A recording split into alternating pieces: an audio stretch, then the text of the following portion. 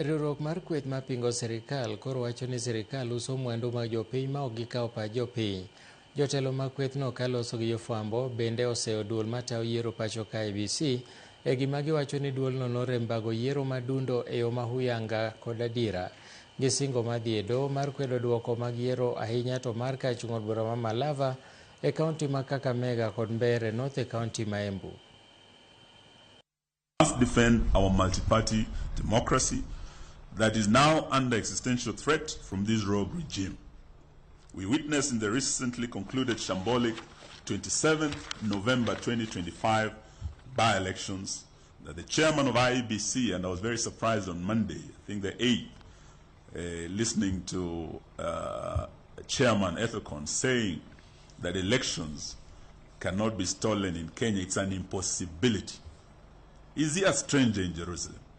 This position has already been contradicted by very credible observers who participated in these by-elections, including the Kenya National Human Rights Commission. We heard from them. The indictment was harsh in terms of how IEBC failed to conduct these elections properly. The problem of Kenya is disregard of the rule of law. The problem of Kenya is abductions and extrajudicial killings. The problem of Kenya is wanton and open and shameless bribery in State House of Kenyan voters.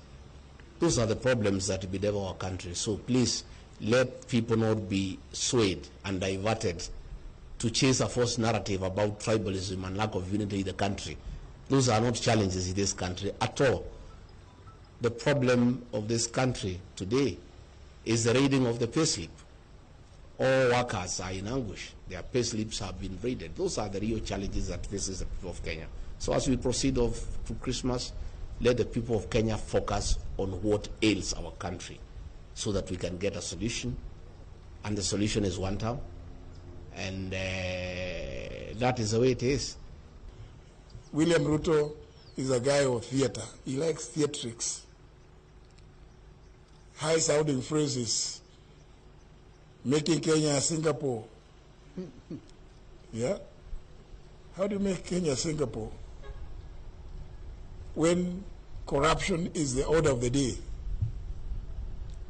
I hope he has read actually a Lee Kuan Yew's book properly, so that he is not hallucinating about making Kenya Singapore in the next few months that are remaining in his presidency.